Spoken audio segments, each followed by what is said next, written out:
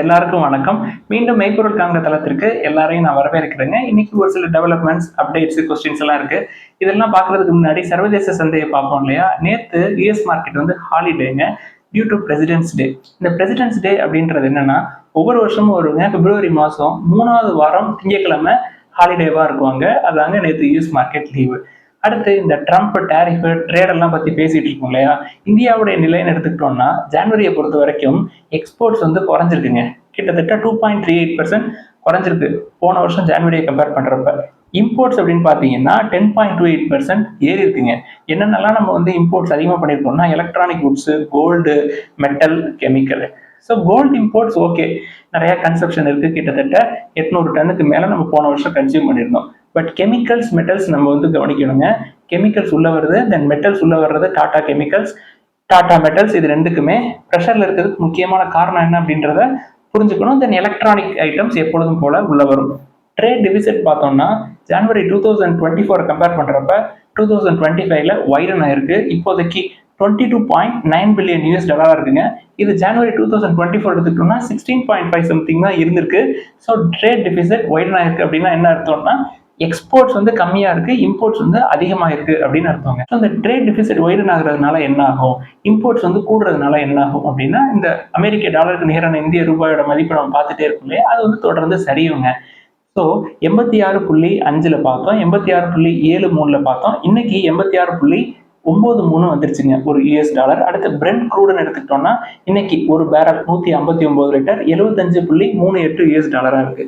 Gold எடுத்துக்கிட்டோம்னா நேற்று ஒரு 50 ரூபாய் ஏறி இருந்துச்சுங்க, இன்னைக்கு மறுபடியும் ஒரு 30 ரூபாய் ஏறி இருக்கு. 7970 இருக்கு. தொடர்ந்து இந்த கோல்டு பிரைஸ் ஏறிக்கிட்டே இருக்குது. இந்த கோல்டு லோன் கம்பெனிஸ்க்கெல்லாம் செம லாபங்க. குறிப்பா கோல்டு பிசினஸ் அப்படின்னு பார்த்தோம்னா போன வருஷம் year on year growth bank மட்டும், அதாவது public sector bank, private sector bank ரெண்டு பேரையும் சேர்த்து எடுத்துக்கிட்டோம்னா 71% இயர் ஆன் இயர் க்ரோத் இருக்குங்க. பேங்கை மட்டும் எடுத்துக்கிட்டோம்னா அவங்களோட loan book gold loan 1.72 lakh க்ரோர்ஸா இருக்குங்க. என்பிஎஃப்சிஸ்ன்னு எடுத்துக்கிட்டோம்னா அவங்கள லீடர் யாருன்னா முத்தூட் தாங்க. 92,000 க்ரோர்ஸ் அவங்களோட loan book, year on year 34% grow ஆகுறாங்க. அதுக்கடுத்து என்பிஎஃப்சிஸ்ன்னு பார்த்தோம்னா மணப்புரம் ஃபினான்ஸ் அவங்களோட லோன் புக் வந்து 23,700 க்ரோருங்க. இயர் ஆன் இயர் வந்து 19% க்ரோ ஆகிறாங்க. இப்போ டோட்டல் என்பிஎஃப்சிஸோட ஷேர்ஸ் மட்டும் பார்த்தோம்னா இந்த பேங்கோட ஷேர் இருக்கும் இல்லையா லோன் புக்கில் கோல்டு லோனில், அதை விட அதிகங்க. 60% மார்ச் 2024 வரைக்கும். ஸோ அடுத்த 9 மாசத்துல என்ன நடந்துக்கிறது இந்த மார்ச் 2025ல தெரியுங்க. மொத்தம் இவங்க வந்து 59.9% ஹோல்ட் பண்றாங்க என்பிஎஃப்சிஸ், மிச்சம் உள்ள 40% வந்து பேங்க் கொடுக்குறாங்க. எதுக்கு இதை நம்ம இப்போ சொல்றோம்னா, இப்போ மணப்புரம் வந்து 200 ரூபாயில இருக்கு, எனக்கு வந்து ஹையர் வேல்யூஸ்ல இருக்கு, ஹையர் ஷேர் பிரைஸ்ல இருக்கு, வேல்யூவேஷன் நல்லா இருக்கு. முத்தூட் வந்து வேல்யூவேஷனும் அதிகமா இருக்கு, 20 கிட்ட இருக்கு. நான் வந்து இந்த கோல்டு பிசினஸ் இருக்கிற கம்பெனியை வந்து கன்சிடர் பண்ணணும் அப்படின்னு நினைக்கிறவங்க சவுத் இந்தியன் பேங்கை அழகா கன்சிடர் பண்ணலாங்க. ரெண்டும் பெரிய வித்தியாசம் இல்லை. இப்போ மணப்புரத்தையும் சவுத் இந்தியன் பேங்கையும் கம்பேர் பண்ணோம் அப்படின்னா கோல்டு லோன் புக் எவ்வளவு இருக்கு அப்படின்னா 16,900 க்ரோர்ஸ் இருக்குங்க. யாருக்கு? South Indian bank. இதுவே மணப்புரம் எடுத்துக்கிட்டோம்னா 23,700 இருக்கு. கொஞ்சம் தாங்க டிஃபரன்ஸ் இருக்கு. இவங்க வந்து வருஷம் வருஷம் 19% க்ரோ ஆகுறாங்க. மணப்புரம் கோல்டு லோன் புக்கை பொறுத்த வரைக்கும் சவுத் இந்தியன் பேங்க் 10%ல க்ரோ ஆகுறாங்க. ஸோ உங்களால வந்து மணப்புரம் ஹையர் ஷேர் பிரைஸா இருக்கு அப்படின்னா ஒரு மணப்புரம் வாங்குறதுக்கு நம்ம 4 சவுத் இந்தியன் பேங்கை கன்சிடர் பண்ணிட்டு போயிடலாங்க. அதே மாதிரி தமிழ்நாடு மெர்கன்டைல் பேங்க் எடுத்துட்டோம்னா அவங்க ரீட்டைல் பிசினஸ்க்காக தென் ஃபார்ம் லோன் ரெண்டுமே கோல்டு லோனா கொடுக்குறாங்க, செக்யூர் லோனா கொடுக்குறாங்க. அவங்களுக்கு இவங்க ரெண்டு பேரோட கோல்டு பிசினஸ் லோன் வந்து அதிகங்க. கிட்டத்தட்ட 30,000 க்ரோர்ஸ் பக்கமா தமிழ்நாடு மெர்கன்டைல் பேங்க்ல லோன் புக் இருக்கு. ஸோ நம்ம வந்து கோல்டு லோன் பிஸ்னஸ் வேணும் அப்படின்னா நீங்கள் மணப்புரம் முத்தூட் மட்டும்தான் கன்சிடர் பண்ணணும்னு அவசியம் இல்லைங்க. சவுத் இந்தியன் பேங்க்கும் தமிழ்நாடு மெர்கன்டைல் பேங்க்கும் கோல்டு லோன் நிறைய டிஸ்கஸ் பண்ணுறாங்க. அவங்களுக்கு என்னென்னலாம் அட்வான்டேஜ் கிடைக்குதோ அதை விட அதிகமாகவே இவங்களுக்கு அட்வான்டேஜ் கிடைக்குங்க. அதை தொடர்ந்து இந்த சிஸ்டமேட்டிக் இன்வெஸ்ட்மெண்ட் பிளான் என்எஃப்ஓ அப்படின்னு சொல்லிட்டு நம்ம மியூச்சுவல் ஃபண்டுக்கு பணம் கொடுக்குறோம் இல்லையா, அது வந்து ஜனவரியில கொஞ்சம் குறைஞ்சிருக்கு அப்படின்னு சொன்னோம் இல்லையா. டிசம்பரை கம்பேர் பண்றப்ப ஜனவரியில எப்படி இருக்குன்னு பார்ப்போங்க. டிசம்பர் 2024 பொறுத்த வரைக்கும் நெட் இன்ஃப்ளோ எவ்வளவு இருந்தது அப்படின்னா 41,200 க்ரோர்ஸா இருந்ததுங்க. ஜனவரியில கொஞ்சம் குறைஞ்சிருக்கு அப்படின்னு சொன்னோம். எவ்வளவு அப்படின்னா 40,000 க்ரோர்ஸா இருந்திருக்குங்க. பட் எஃப்ஐஐ அவுட்ஃப்ளோ எவ்வளவு வெளில போயிருக்கு அப்படின்னா ஜனவரி 2025ல 87,000 க்ரோர்ஸ் கேஷ் மார்க்கெட்ல நெட் செல்லர்ஸா இருந்து பணத்தை வெளில எடுத்துட்டு போயிருக்காங்க. ஸோ நிஃப்டி 50 தாங்க அவங்க வந்து கொஞ்சம் 23,000 பக்கமா ஹோல்ட் பண்றாங்க. இன்னைக்கு நான் பாக்குறப்போ ஒரு 100 பாயிண்ட் குறைஞ்சிருக்குங்க. But other end small cap, mid cap, Nifty 50ஸ்ல இல்லாத லார்ஜ் கேப் அதெல்லாம் பயங்கரமா அடிச்சு அதுல இருந்து வித்து வெளில எடுத்துட்டு போயிருக்காங்க. நேத்து எஃப்ஐஐஸ் பிப்ரவரி 17ஆம் தேதி ஒரு 3937 crores வித்து வெளில எடுத்துட்டு போயிருக்காங்க. பிப்ரவரி இன்னைக்கு வரைக்கும் இன்னைக்கு சேர்க்காம 33,000 crores வெளில போயிருக்குங்க. இன்னும் ஒரு 10 நாள் இருக்கு. ஆவரேஜா 2500 crores எடுத்தாங்கனாலே இன்னொரு 25,000 கோடி, மொத்தம் ஒரு 60,000 கோடிக்கு பக்கமா இந்த மாசம் வெளில போறதுக்கு சான்ஸ் இருக்கு. இதே வேகத்துல போச்சு அப்படின்னா 60,000 கோடியை விட அதிகமாவே போறதுக்கு வாய்ப்புகள் இருக்குங்க. அடுத்து டிசிஎஸ்ல ஒரு அப்டேட் வந்திருக்குங்க. அதாவது அவங்களோட எம்ப்ளாயிஸ்க்கு சேலரி ஹைக், அதாவது 4 to 8% வந்து சேலரி ஹைக் இருக்கும். மார்ச்ல நாங்க ரோல் அவுட் பண்ணுவோம் அப்படின்னு சொல்லியிருக்காங்க. பே அவுட் வந்து ஏப்ரல்ல இருக்கும் அப்படின்னு சொல்றாங்க. அதாவது மினிமம் 4% இருக்கும், மேக்ஸிமம் 8% இருக்கும்னு நினைக்கிறாங்க. இந்த மினிமம் 4% இருக்கவங்களை எடுத்துக்கிட்டீங்க அப்படின்னா இன்ஃபிளேஷனே ஒரு 5.5% இருக்கு. ஸோ 5.5%ல மேக்ஸிமம் 8% எடுத்துக்கிட்டீங்கன்னா அங்கேயே கம்மியாக தான் இருக்கு அந்த டிஃபரன்ஸ். ஸோ 4% வாங்குறவங்களுக்கு அந்த இன்ஃபிளேஷனையே பீட் பண்ண முடியாத ஒரு லெவல் இருக்கும். இதை நம்ம புரிஞ்சுக்கணும். அடுத்து ஈஸி ட்ரிப் அப்படின்ற கம்பெனியோட ரிசல்ட்ஸ் வந்திருக்குங்க. நெட் ப்ராஃபிட் வந்து 26% கீழே இறங்கியிருக்கு. ரெவன்யூ 6.5% இறங்கியிருக்கு. ப்ராஃபிட் பண்றாங்க. பிஇ வந்து 57 ஓவர் வேல்யூடா இருக்கு. என்ன புரிஞ்சுக்கணும் அப்படின்னா ஷேர் பிரைஸ் கம்மியா இருக்கு, 10 ரூபாய் இருக்கு, அதனால அதை கன்சிடர் பண்ணலாமா அப்படின்னு சொல்லி அந்த சைடு போய் மாட்டிக்காதீங்க. வேல்யூவேஷன்ஸை பாருங்க, வேல்யூவேஷன்ஸ் ரொம்ப அதிகம். அடுத்து லக்ஸ் இண்டஸ்ட்ரீஸோட ரிசல்ட்ஸ் வந்துருக்குங்க. டெக்ஸ்டைல்ஸ் அண்ட் அப்பேரல்ஸ் கிட்டத்தட்ட 8 குவார்டருக்கு அப்புறம் ஒரு ஸ்ட்ராங்கான growth வந்து காட்டியிருக்காங்க. நெட் சேல்ஸ் வந்து 23.73% இயர் ஆன் இயர் ஏறி இருக்கு. நெட் ப்ராஃபிட் வந்து ஒரு 55% வந்து ஏறி இருக்குங்க. பட் குவார்டர் ஆன் குவார்டர் எடுத்துக்கிட்டோம்னா குறைஞ்சிருக்கு. Debt to equity 0.12, price to book வந்து 2.43, பிஇ வந்து இப்பயும் ஓவர் வேல்யூடா தான் இருக்கு. 24ல இருக்கு. இப்போ எதுக்கு லக்ஸ் இண்டஸ்ட்ரீஸை பத்தி நம்ம பேசுறோம்னா, நான் வந்து எப்போ ரிலாக்ஸ் வாங்கணும் அதுக்கு முன்னாடில இருந்தே லக்ஸ் இண்டஸ்ட்ரீஸை ட்ரேஸ் பண்ணிட்டே இருக்கீங்க. பட் லக்ஸ் இண்டஸ்ட்ரீஸ் நான் போகல. நீங்க லாஸ்ட் 5 இயர்ஸ் எடுத்துக்கிட்டீங்கன்னா 15% டவுன். அப்போ ஒரு 5 வருஷத்துக்கு முன்னாடி வாங்கினவங்களுக்கு இன்னைக்கு வரைக்குமே ஒன்றும் ரிட்டர்ன்ஸ் இருந்திருக்காதுங்க. கடைசி 3 வருஷம் எடுத்துக்கிட்டீங்கன்னா 51% டவுன். இப்போதாங்க பிஇ 24ல இருக்கு. ஸோ 51% அப்ல இருக்கப்ப நம்ம வாங்கியிருந்தோம்னா பிஇ வந்து அதிகமாக இருந்திருக்கும். கடைசி 2-3 வருஷமா 2021, 22, 23ல பெரிய சேல்ஸ் க்ரோத் ஒன்றும் காட்டலங்க. டெக்ஸ்டைல் செக்டார், பேப்பர் செக்டார், இப்போ பேப்பர் செக்டார் ரெவன்யூ குறைஞ்சிருக்கு. ட்ரைடன்ட் எடுத்துக்கங்க, அதே டெக்ஸ்டைல் செக்டார்ஸ் 31% வந்து டவுன். மார்க்கெட் ப்ரைஸ் எடுத்துக்கிட்டீங்க அப்படின்னா, ஸோ ஹையர் வேல்யூவேஷன்ல போய் மாட்டினீங்க அப்படின்னா பல ஆண்டுகள் வந்து ரிட்டர்ன்ஸே இல்லாமல் இருக்கும். நம்ம பல தடவை சொல்லியிருக்கோம் இல்லையா? அதுக்கு எக்ஸாம்பிள் தாங்க லக்ஸ் இண்டஸ்ட்ரி. அடுத்து டாடா கேபிட்டல்ல ஒரு நியூஸ் வந்திருக்குங்க. டாடா கேபிட்டல் ஒரு 15,000 crores வந்து ஃபண்ட் ரைஸ் பண்றாங்க வயா டெட் இன்ஸ்ட்ருமெண்ட்ஸ். அதுல ஒரு 10,000 crore வந்து கிரீன் பாண்ட்ஸ், ஒரு 5,000 crore வந்து செக்யூர்ட் லோன்ஸ். நம்ம என்ன தெரிஞ்சுக்கிறோம் அப்படின்னா டாடா கேபிட்டல் பத்தி ஏற்கனவே Tata motor finance, Tata capital இது ரெண்டோட மேஜர் ப்ராசஸை ஆர்பிஐ அப்ரூவ் பண்ணிட்டாங்க. இதுல டாடா மோட்டார்ஸ் ஷேர் நம்ம லிஸ்ட்ல இருக்கு. டாடா மோட்டார்ஸ்குள்ள டாடா டெக்னாலஜிஸ் இருக்கு, டாடா மோட்டார் ஃபைனான்ஸ் இருக்கு, டாடா கேபிட்டல் இருக்கு. ஸோ டாடா மோட்டார்ஸ் வந்து ஏன் வந்து நம்ம லிஸ்ட்ல வச்சிருக்கோம் அப்படின்றத நம்ம புரிஞ்சுக்கணும். இந்த பாண்ட் அப்ளை பண்றதுக்கு நமக்கு ஏதாவது வாய்ப்பு கிடைக்குதான்னு பார்ப்போம். நம்மளுக்கு பாண்ட் இஷ்யூ பண்றப்ப நம்மளுக்கு அப்ஸ்டாக்ஸ்ல வந்தது அப்படின்னா நான் உங்களுக்கு சொல்றேங்க. தென் கர்நாடகா பேங்க்ல ஒரு நியூஸ் வந்துருக்குங்க. கர்நாடகா பேங்க் வந்து அவங்களோட ரீகன்சிலேஷன் ப்ராசஸ்ல ஒரு சில டிஃபிஷியன்சிஸ் இருக்கு அப்படின்னு சொல்லியிருக்கிறாங்க. அந்த டிஃபிஷியன்சிஸோட எஸ்டிமேட்ஸ் எவ்வளவு அப்படின்னா 18.57 crores. இந்த ரீகன்சிலேஷன் ப்ராசஸ்னா என்னன்னா, அவங்க நிறைய டிரான்சாக்ஷன்ஸ்லாம் நடந்திருக்கும், ரெக்கார்ட்ஸ் எல்லாம் இருக்கும் இல்லையா, அதெல்லாம் வந்து அதோட அக்யூரசி கம்ப்ளீட்னஸ்க்காக செக் பண்ற ப்ராசஸ் தாங்க இந்த ரீகன்சிலேஷன் ப்ராசஸ். இதுல முக்கியமா எதை வந்து செக் பண்றப்ப இந்த மாதிரி எஸ்டிமேட்டட் லாஸ் டிஃபிஷியன்சிஸ் எதுல இருந்திருக்கு அப்படின்னா, இந்த கிராஸ் பார்டர் யூபிஐ டிரான்சாக்ஷன்ஸ் இருக்கும் இல்லையா, அதுல டிஃபிஷியன்சிஸ் இருந்ததாக சொல்றாங்க. இதனால கம்பெனியோட ஆப்ரேஷன்ஸ் பெர்ஃபார்மன்ஸ் எந்த பாதிப்புல தொடர்ந்து நடந்துட்டு இருக்கு. ஆனா இந்த விஷயத்த ஆர்பிஐக்கு எடுத்துட்டு கொண்டு போயிருக்காங்க. ஸோ ஆர்பிஐயோட வேலை இந்த மாதிரி சின்ன சின்ன பிரச்சனைகள் இருந்தா அதை சால்வ் பண்றது தான். அதை சால்வ் பண்ணிக்குவாங்க. அடுத்து ஒரு சில கேள்விகள்லாம் கேட்டிருக்காங்க, அதெல்லாம் பார்ப்போங்க. நாட்கோ வந்து கன்சிடர் பண்ணலாமா அப்படின்னு சொல்லி கேட்டிருக்காங்க. நம்ம வந்து இன்னமுமே லிஸ்ட்ல வச்சிருக்கிறோம். நல்ல வேல்யூவேஷன்ஸ்ல தான் இருக்கு. நம்மளோட டார்கெட் எல்லாமே ஃபினான்ஷியல் இயர் 30க்கு மேல. தொடர்ந்து கீழே இறங்க இறங்க பெஞ்சமின் கிரஹாம் அவர்கள் சொன்ன மாதிரி தின்னாவே நம்ம வந்து கன்சிடர் பண்ணலாம். நம்மளுக்கு வந்து அச்சுறுத்தலா இருந்தது அப்படின்னா 1, 2 அதுக்கு மேல போக வேணாம். ஸோ நம்ம ஏற்கனவே மார்ஜின் ஆஃப் சேஃப்டின்னு பார்த்தோம் இல்லையா? ஸோ இறங்க இறங்க நம்மளுக்கு வந்து பிரேக் ஈவன் எங்கேன்னு தெரியாது. அடுத்த குவார்டர் ரிசல்ட் என்ன ஆகும் தெரியாது. நம்ம ஃபினான்ஷியல் இயர் 30 சொல்றோம். அதுக்கு நடுவில் பல குவார்டர் இருக்கு. அதுக்கு நடுவில் பல அப்ஸ் அண்ட் டவுன்ஸ் இருக்கும். ஸோ அந்த ஒவ்வொரு டவுன்ஸையும் வந்து நம்ம திக்கா 1, 2 இல்லை 5, 10 நம்ம வந்து கன்சிடர் பண்ணோம் அப்படின்னா நம்மளோட மார்ஜின் ஆஃப் சேஃப்டி வைடன் பண்ணிக்கலாங்க. அதாவது அந்த கம்பெனியோட இன்ட்ரென்சிக் வேல்யூ, அதோட ஷேர் பிரைஸ், அது ரெண்டுக்கும் நடுவில் ஒரு கேப்பை நம்ம கிரியேட் பண்ணிக்கிறதுக்கு நல்ல வாய்ப்பு அமையும். ஃபினான்ஷியல் 30, 31 நீங்க வந்து டார்கெட் அப்படின்னு செட் பண்ணியிருந்தீங்கன்னா. அடுத்து டேட்டா பேட்டர்ன் பத்தி கேட்டிருக்காங்க. இப்போயுமே ஓவர் வேல்யூ தான். லாஸ்ட் 6 monthsல 50% குறைஞ்சிருக்குன்னு உள்ள போனாலும் இன்னும் இறங்குறதுக்கு வாய்ப்புகள் இருக்கும். ஏன்னா ஸ்மால் கேப்ஸ் தான் போட்டு அடிக்கிறாங்க.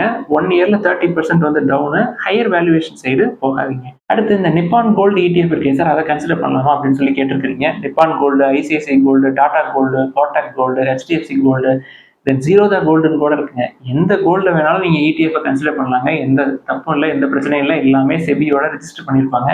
இதுல என்ன விஷயம் அப்படின்னா, இந்த எக்ஸ்பென்ஸ் ரேஷியோன்னு ஒன்று இருக்குங்க. அது கம்மியா இருக்கிறத பார்த்து நம்ம வந்து அப்ளை பண்ணோம் அப்படின்னா அதுல ஒரு சில அட்வான்டேஜ் இருக்கும். நான் வந்து Tata gold exchange traded fund, நான் வந்து ஃபர்ஸ்ட் ஐசிஐசிஐ கோல்டு ETF தான் வச்சிருந்தேன். அதுக்கப்புறம் டாடா கோல்டு வந்ததுக்கப்புறம் டாடா கோல்டுக்கு புதுசா என்னோட என்ட்ரி எல்லாமே டாடா எக்ஸ்சேஞ்ச் ட்ரேடட் ஃபண்டுக்குள்ள நான் போயிட்டேங்க. அதுல ஐசிஐசிஐ கோல்டு ETF நான் கன்சிடர் பண்றப்ப Tata gold exchange traded fund கம்மியா இருந்ததுங்க. பட் டாடா கோல்டு ETF கம்மியா இருக்கிற கோல்டு ETF எல்லாம் இருக்கு.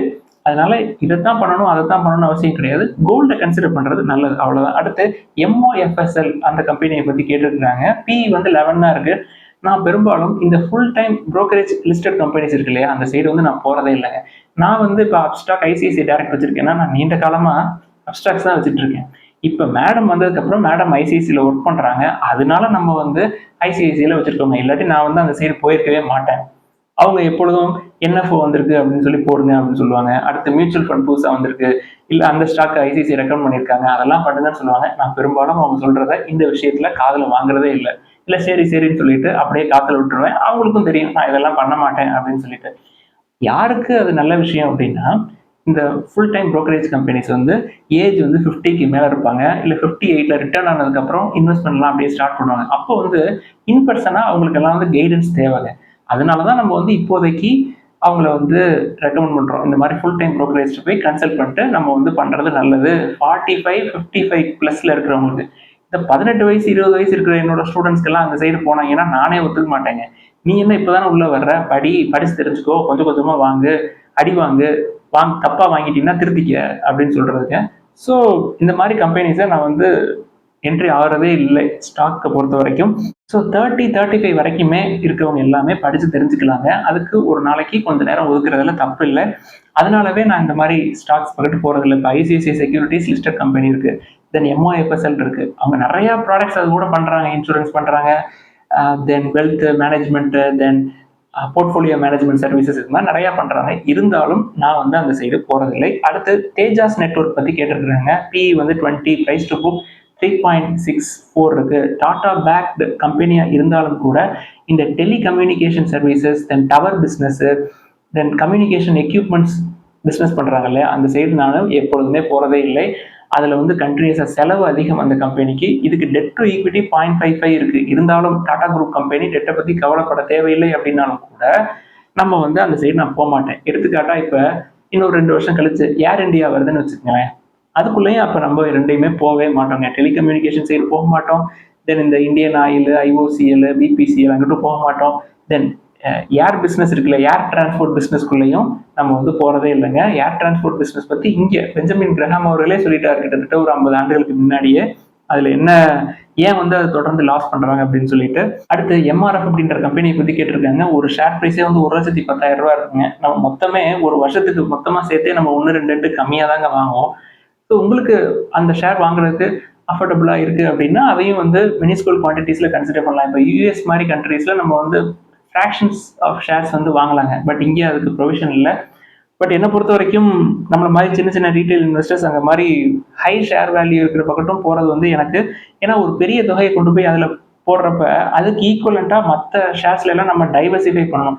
அதில் நீங்கள் கொண்டு போய் 1 lakh போடுறோம் அப்படின்னா நீங்கள் அதுக்கு ஈக்குவலண்ட்டாக gold, then bond, then pharma sector, then IT sector, then finance sector எல்லாத்துலேயுமே பிரித்து ஒரு 20-25 lakhs மொத்தமாக நீங்கள் வந்து கொஞ்சம் கொஞ்சமாக இன்ஃப்ளோ இருக்க போகுது அப்படின்னா அந்த மாதிரி நேரத்தில் அதை கன்சிடர் பண்ணலாம். பட் இப்போ நம்ம சேனலில் டிஸ்கஸ் பண்ணுறதுக்கே அந்த ஷேர் ப்ரைஸ் வந்து ரொம்ப ரொம்ப அதிகம். தோ வேல்யூவேஷன் வந்து மிட் லெவலில் இருந்தாலும் கூட லாஸ்ட் 1 இயர்ல 25% குறைஞ்சிருக்கு. தென் டாப் IT கம்பெனிஸ் 5 இருக்கே சார், அதெல்லாம் PE வந்து 30 கீழே தான் இருக்குது. அதெல்லாம் கன்சிடர் பண்ணலாமா, லிஸ்ட்லையாவது சேர்க்கலாமான்னு கேட்டிருந்தாங்க. நம்ம ஏற்கனவே விப்ரோவை லிஸ்ட்ல சேர்த்து வச்சிருக்கோம். விப்ரோ மற்ற ஸ்டாக்ஸை விட ரொம்ப ஸ்லோவாக தாங்க மேலே ஏறும். இப்போதான் போனஸ் போட்டுருக்காங்க. ஸோ செல்லிங் கொஞ்சம் கொஞ்சமாக நடக்கும் அப்படின்னு எதிர்பார்க்குறேன். நம்ம வந்து இப்போ 26ல இருக்கு, 21 வந்துச்சு அப்படின்னா நம்ம வந்து மெயின் லிஸ்ட்லேயே ஆட் பண்ணிடலாங்க. அதுக்கு கொஞ்சம் பொறுமையாக இருக்கும். ஐடிக்கு என்ட்ரு ஆகிறது கொஞ்சம் நம்ம வெயிட் பண்ணலாம். அடுத்து இந்த ஸ்மால் ஃபினான்ஸ் பேங்க் பற்றி கேட்டிருக்கிறாங்க. யுஜிவன், தென் இசெஃப் அதெல்லாம் பற்றி கேட்டிருக்கிறாங்க. நம்ம அந்த சைடு போகிறதே இல்லை. அவங்களுக்கெல்லாம் மைக்ரோ ஃபினான்ஸ் லோன் புக் இருக்கும் அதிகமாக. மைக்ரோ ஃபினான்ஸ் கம்பெனி ஏற்கனவே ஸ்ட்ரெஸ்ஸில் இருக்குது. ஸோ அதனால ப்ராஃபிட் பண்ண முடியாமல் ஷேர் ப்ரைஸ் குறைஞ்சிருக்கும். ஸோ வேல்யூவேஷன் அதிகமாக இருக்கிற மாதிரி தெரியும். ஸோ அது வந்து விழுகிற கத்தியை கையில் பிடிக்கிற மாதிரி கேர்ஃபுல்லாக இருங்க. அடுத்து இண்டஸ்இண்ட் பேங்க் 1000 கீழே வந்தால் நம்ம கன்சிடர் பண்ணலாமா கேட்டிருக்காங்க. இப்போயே நல்ல வேல்யூவேஷனில் தான் இருக்குது. இப்பயும் கன்சிடரபிள் ரேஞ்சில் தான் இருக்குது. நீங்கள் 1000 கீழே வரைக்கும் வெயிட் பண்ணணும்னு அவசியம் கிடையாது. 1030 பிடிங்க. கீழே மறுபடியும் 930க்கு வந்துச்சு அப்படின்னா திக்காக கன்சிடர் பண்ணுங்க. 5-10 திருப்பி மேலே உங்களோட ஆவரேஜ் ப்ரைஸ் போகிற வரைக்கும் திக்காக கன்சிடர் பண்ணுங்க. ஆவரேஜ் ப்ரைஸ்க்கு மேலே போயிட்டாலும் கூட ஒரு லெவல் வரைக்கும் ப்ரைஸ் டு புக் 1.5 வர்ற வரைக்கும் தின்னா கன்சிடர் பண்ணலாம். அப்படிதான் கிரஹாம் அவர்கள் சொல்றாரு. நானும் அப்படிதான் பண்ணுவேன். நீங்களும் இந்த பிசிக்ஸ், இந்த சைக்கிளோட பிசிக்ஸை புரிஞ்சுக்கங்க. புரிஞ்சுக்கிட்டு அதுக்கப்புறம் கன்சிடர் பண்ணுங்க. நான் சொல்றேன் அப்படின்னு சொல்லி கன்சிடர் பண்ண வேணாம். அதை தொடர்ந்து ஒரு 2-3 மாசத்துக்கு முன்னாடி ஒரு நண்பர் வந்து எழுதியிருந்தாரு கமெண்ட்ல, நம்ம மெய்ப்பொருள் காண்கத்தளம் டெடிகேட்டட் டு இன்வெஸ்ட்மெண்ட்ஸ் மட்டும் தனியா இருக்கட்டும் சார். மற்றது நீங்க எஜுகேஷனு, ஹெல்த்து, தென் ஹாப்பினஸ், சோஷியாலஜி, சைக்காலஜி இதெல்லாம் வந்து தனியாக வேற எங்கேயாவது இன்னொரு சேனல் கொண்டு போயிருந்தேன். இதை வந்து டெடிகேட்டடாக இன்வெஸ்ட்மெண்ட்ஸ், அது சம்மந்தமான எஜுகேஷன் பர்பஸ்க்கு என்னென்னலாம் இன்வெஸ்ட்மெண்ட்ஸ்க்கு தேவையோ அதை மட்டும் இதில் பார்ப்போம் சார் அப்படின்னு சொல்லியிருந்தாருங்க. ஸோ நம்மளும் வந்து ஸ்டாக் ஸ்பிளிட் பண்ணுறோம். மெய்ப்பொருள் காண்கத்தளம் வந்து முழுக்க முழுக்க இனிமேல் வந்து முதலீடுகள் சம்பந்தமான செய்திகளை வந்து நம்ம டிஸ்கஸ் பண்ணுறதுக்காக வச்சுக்குவோம். மற்ற விஷயங்கள் எல்லாமே, அதாவது எஜுகேஷனு, ஹெல்த்து, தென் ஹாப்பினஸ், சைக்காலஜி, சோஷியாலஜி இது எல்லாத்தையுமே உழவன் தளத்துக்கு மாற்றுறோம். ஸோ ஏதாவது சந்தேகங்கள், கேள்விகள் இருந்தால் எல்லாத்தையும் எழுதுங்க. எல்லாத்தையும் டிஸ்கஸ் பண்ணுவோம். எல்லாருக்கும் நன்றி.